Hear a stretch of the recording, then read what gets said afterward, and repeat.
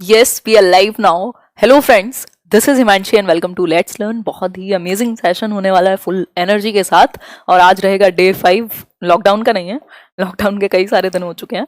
आज जो डे 5 है वो रहेगा आपके पेडागोजी जो हिंदी की सीरीज चल रही है स्पेशल, जिसमें हम कुछ सिलेक्टेड क्वेश्चंस को कर रहे हैं। सिलेक्टेड क्वेश्चंस वो नहीं है जो ऐसे मार्क्स से हम लेकर के आए हैं, बट सिलेक्टेड क्वेश्चंस वो हैं जो अगर 4000 क्वेश्चंस हैं किसी एक बुक में या जितने भी एग्जाम्स हैं जनरली टॉपिक कॉमन रहते हैं, तो उन 4000 में से अगर 500 क्वेश्चंस को हम सेलेक्ट करके उन क्वेश्चंस को जो थोड़े से डिफरेंट तरीके से पूछे जाते हैं, कई बार जो कुछ ऐसे क्वेश्चंस भी होते हैं जो बहुत बार रिपीट होते हैं, यानी कि इंपॉर्टेंट है एग्जाम की दृष्टि से। तो ऐसे सेल तो लगी नहीं है, तो स्टार्ट करते हैं। चलो समझते हैं। सभी को गुड इवनिंग, नमस्कार, राम राम, सत श्री अकाल, अस्सलाम वालेकुम, what ever you feel connected with. बहुत ही बढ़िया अमेजिंग एनर्जी। चलिए स्टार्ट करते हैं आज का काम, और कल से समय पे मिलेंगे। आज थोड़ा सा लेट हो गए हैं, सिस्टम होने लग गया था अपडेट, है ना। तो स्टार्ट करेंगे। मैं चैट देखूंगी आप लोगों की। कल एक क्वेश्चन था, ये जो क्वेश्चन था खूंटी पर टांगने वाला कोट को, तो ये क्वेश्चन को थोड़ा सा डील करेंगे। भाई क्या समस्या है, चल जाया कर। हाँ, एक सेकेंड, इस टाइम नेटवर्क इशू रहता है कुछ। बहुत ही बढ़िया। अच्छा, इंटरनेट से ना हो पाएगा। चलो देखते हैं, 1 मिनट रुको, 1 मिनट रुको रुको रुको। इंग्लिश में भी आएगा आएगा, है ना। हाँ, तो क्वेश्चन था ये, इसका जो आंसर होगा वो श्रृंखलागत अधिगम यानी कि चेन लर्निंग ही होगा, क्योंकि इसमें मल्टीपल स्टिमुलस जो हैं वो इन्वॉल्व हैं। स्टिमुलस रिस्पांस की अगर हम बात करें, पहले जो बच्ची थी वो कोट को डाल रही थी बेड पर या कमरे में, अब उसको कहा गया कि भैया अलमारी में जाकर के डालो, तो अब उसको जो वो चेन लर्निंग है बेसिकली, एक तरीके से जो स्टिमुलस रिस्पांस का दूसरा बॉन्ड था, अब दूसरी एक चीज की जगह पर उसको कनेक्ट करेगी, आगे से रूम में ना डाल करके उसको खूंटी पर टांगेगी। तो इसका आंसर जो है वो सी मार्क कीजिएगा इंस्टेड ऑफ बी। तो इसलिए ये ध्यान से पढ़ना जरूरी है, ऐसे रट्टा लगा करके तो मैं भी नहीं आती हूँ, ठीक है। तो आगे बढ़ेंगे, यही है। और इसका जो बस इसी में प्रॉब्लम थी, इसके अलावा किसी ने कंफ्यूजन बताई थी आई थिंक थॉर्नडाइक वाले में भी, वो उसका सही आंसर, उसमें कोई इशू नहीं है। चलिए तो आगे बढ़ते हैं। डाउट्स क्लियर होना बहुत ही जरूरी है, चाहे वो मेरे हों चाहे वो आपके हों, तभी मजा है लाइव सेशन का।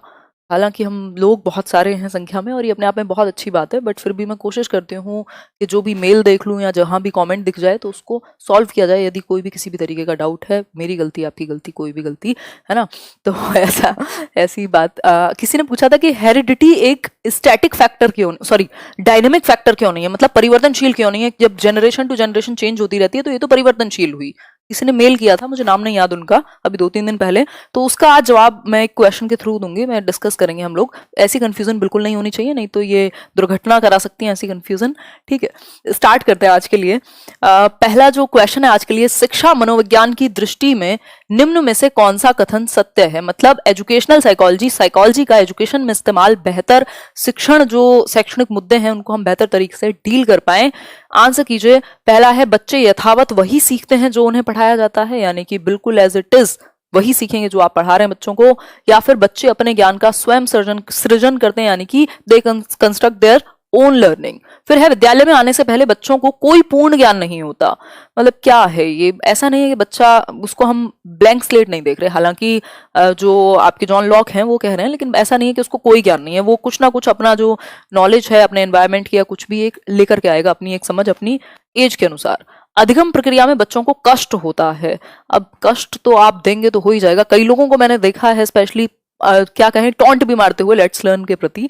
हालांकि इन चीजों को मैं इग्नोर कर देती हूँ, बट आज याद आ गया तो ठीक है कि लर्न कराना उतना आसान नहीं होता। लोग बोलते तो हैं लर्न करा देंगे ये वो, तो ये मतलब आई थिंक आइंस्टाइन की लाइन है या पता नहीं किसी ने तो कहा है, मेरे को एग्जैक्टली नहीं याद, कि अगर आपको लगे, अगर आप किसी चीज को आसानी से नहीं समझा सकते तो आप उसको मत समझाइए।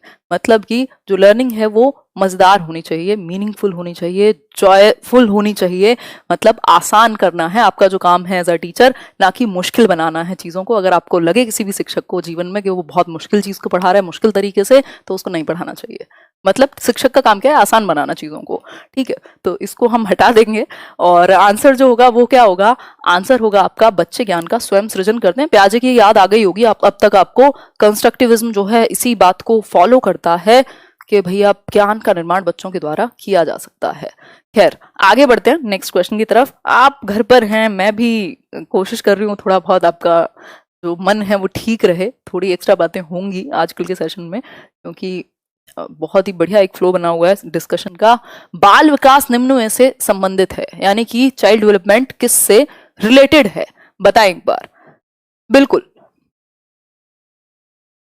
पहला है आपका केवल मात्रात्मक परिवर्तन से, यानी कि सिर्फ जो क्वांटिटेटिव, बहुत बढ़िया स्वाति, जो ऐसा नहीं है, मेरे को सब पता होता है बट आई इग्नोर थिंग्स, है ना। केवल मात्रात्मक परिवर्तन यानी कि क्वांटिटेटिव जो एस्पेक्ट्स हैं सिर्फ उनसे जुड़ा हुआ है जिनको हम क्वांटिटी में मेजर कर सकते हैं। केवल गुणात्मक परिवर्तन, गुणात्मक मतलब क्वालिटेटिव, ठीक।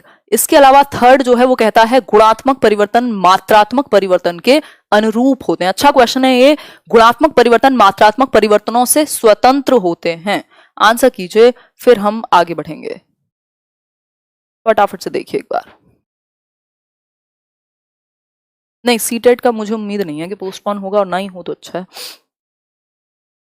बताइए एक बार आंसर करके। 28 का सी, मान लें आपकी बात, ठीक है मान लेते हैं। गुणात्मक परिवर्तन, आप समझना बात को, देखो सिर्फ क्वांटिटेटिव या सिर्फ क्वालिटेटिव नहीं होता, बोथ होता है। लेकिन अब इन्होंने क्वेश्चन पूछ लिया घुमा करके, ठीक, एमएसटेट में पूछा हुआ क्वेश्चन है, घर से नहीं बनाया।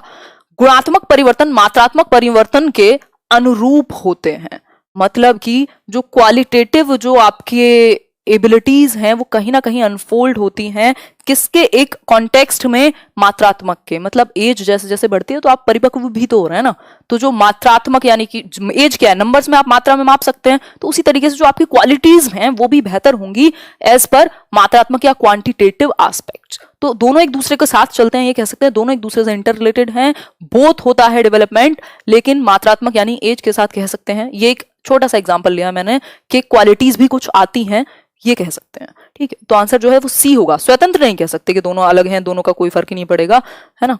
आगे बढ़ेंगे। अगर भाई आपका मान लो विकास जो है प्रॉपर तरीके से ना हो पाए मात्रात्मक पक्ष में भी, बहुत ही आपका वजन होना चाहिए 40 किलो और आपका है 20 किलो, मतलब जीना भी भारी हो जाएगा। तो इसलिए क्वालिटी और क्वांटिटी दोनों इंपॉर्टेंट है। नेक्स्ट है छात्रों में अच्छे नागरिक विकास के समय पे, ऐसा नहीं है बाद में कम हो जाए तब तो ठीक है, जब तक आप विकसित हो चुके हैं बहुत ज्यादा अंतर नहीं आएगा। आगे बढ़ेंगे, छात्रों में अच्छे नागरिक के गुण कैसे समाहित किए जा सकते हैं, मतलब कि एक बेहतर हम सिटीजन बन पाए, जो कि बहुत ही इंपॉर्टेंट है अपने आप में। मतलब एजुकेशन में एजुकेशन नहीं है, बाकी सब कुछ है आजकल। तो अच्छे नागरिक के गुण कैसे समाहित किए जा सकते हैं, मतलब हम एक बेहतर सिटीजन बन पाए, इसके लिए क्या किया जा सकता है आपके और मेरे द्वारा, बताएं एक बार। पहला ऑप्शन है आपके सामने, उन्हें राष्ट्रीय नायकों से परिचित कराकर, मतलब जो सोसाइटी में जो इन्फ्लुएंशियल लोग हैं जो कुछ काम कर रहे हैं उनसे परिचित करा करके उनके बारे में कुछ पढ़ाएं, या फिर किसी एक ऐसे सेमिनार वगैरह में ले जाएं, या फिर उन्हें कतिपय सामुदायिक सेवा कार्य आवंटित करके, मतलब देखो सुनो यार बात समझो। नेक्स्ट है उन्हें भारतीय संविधान से परिचित करा करके या उन्हें अच्छी नागरिकता का भाषण दे करके। बताएं एक कि आप इसमें क्या कर सकते हैं, आंसर कीजिए बहुत ही तेजी के साथ। बहुत बढ़िया, तो आंसर क्या होगा, बी कह सकते हैं हम बिल्कुल, कि आप क्या कर सकते हैं, जो सामुदायिक सेवा कार्य है उनमें इन्वॉल्व कर सकते हैं। हालांकि पहला ऑप्शन गलत नहीं है, बट एज को स्पेसिफाई नहीं किया तो कह सकते हैं कि इसमें ज्यादा एक्टिव होगा बच्चा। अगर बात सिर्फ कम उम्र के बच्चे की हुआ है, छोटे बच्चे की हुआ है, जो भी एक दूसरा कॉन्टेक्स्ट बदल जाए, तो ऑप्शन यहाँ पहुंच सकता है बिल्कुल आसानी से, ठीक है। तो जो डायरेक्ट पूछा है उस तरीके से जो आंसर है वो बी होगा। बच्चे जब इन्वॉल्व होंगे, जब आप कुछ करते हैं खुद, तो आपको रिस्पॉन्सिबिलिटी का एहसास होता है।